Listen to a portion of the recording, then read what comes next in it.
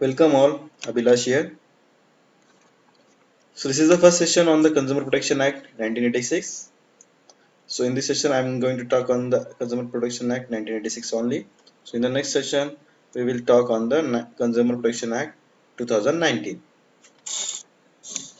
This act is abrogated in 2019. In order to protect the interests of the consumer, number of legislations are enacted. One of the most important social security legislation is the Consumer Protection Act 1986. Which is came into force from 15 March 1987. Let us know the provisions of the legislation, that is the right of the consumers, legal provisions and mechanism for settlement of the consumer grievance, and see the changes as per the new act, that is the Consumer Protection Act 2019. The objective of the Consumer Protection Act is to provide for better protection of the interest of consumers and for the purpose to make provisions for the establishment of consumers councils and other authorities for the settlement of consumer disputes, namely District Consumer Dispute Redressal Forum, State Consumer Dispute Redressal Commission and the National Consumer Dispute Redressal Commission. Rights of the consumer. So John F. Kennedy, the former USA president, in his message to the consumer, had given 4 rights to consumers on March 15, 1962.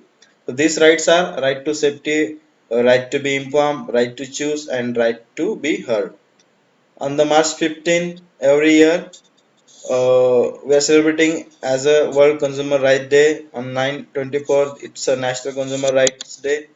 These rights had paved the way for organized consumer movement in the USA and later it spread all over the world. In India, the Consumer Protection Act 1986 has also provided for the same rights to the consumer. These rights are right to safety, right to be informed, right to choose, right to be heard, right to redress, and right to represent. Let us have a brief idea about these rights to consumer. So first is right to safety. A consumer has the right to safety against such goods and services as are hazardous to his death, health, life, and property. For example, spurious and substandard drugs, appliances made of low quality raw material such as electric press, pressure cooker, refrigerator, TVs, low quality food products like bread, milk, jam, butter. These consumers have the right to safety against the loss caused by such product. So, best example of bread. Bread is having a 3 days of expiry. If you buy the bread which has expired, then you might face a health issues. Right to be informed. A consumer has also the right that he should be provided with the all information on the basis of which he decides to buy goods and service, such as information related to quality, purity, potency, standard date of manufacture, method of use of the commodity. Thus, a producer is required to provide all such information in a proper manner so the consumer is not cheated. So here the best example of Nestle Maggi. On the pack of the Maggi you can see there is a process has been written, right? So there is a method of use how you should cook the Maggi and how you can eat in within the 2 minutes. Rights to choose. A consumer has the absolute right to buy any good or services of his choice from among the different goods or services available in the market. So there is always choice, right? And choice it differs from person to person. In the other words, no seller can influence his choice in an unfair manner.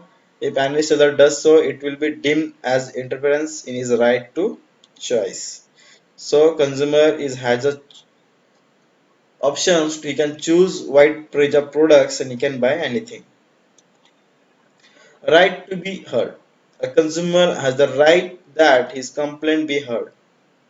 Under this right, the consumer can file a complaint against all those things which are prejudicial to his interest. First, the rights mentioned above, the right to safety, right to be informed, and right to choose have relevance only if the consumer has the right to file his complaint against them. These days, several large organizations have set up consumer service cells with a view to providing the consumer the right to be heard. Fifth, Right to seek redressal.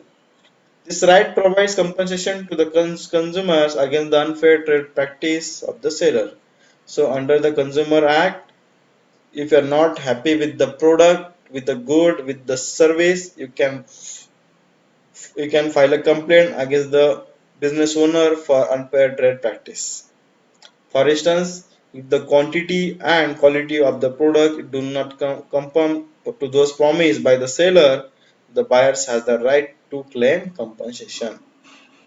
Several redressals are available to the consumers by way of compensation such as free repair of the product, taking back of the product with the refund of money, and changing of the product by the seller. Right to consumer education. Consumer education refers to educating the consumer constantly with the regard to their rights. In other words, consumer must be aware of the rights they enjoy against the loss they suffer on account of goods and services purchased by them. Government has taken several measures to educate the custom consumers. For instance, Ministry of Civil Supplies published a quarterly magazine under the title Upabhokta Jagran.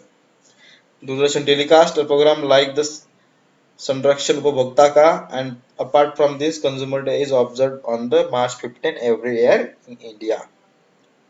So this is all about the Consumer Act 1986. Thank you. Best wishes.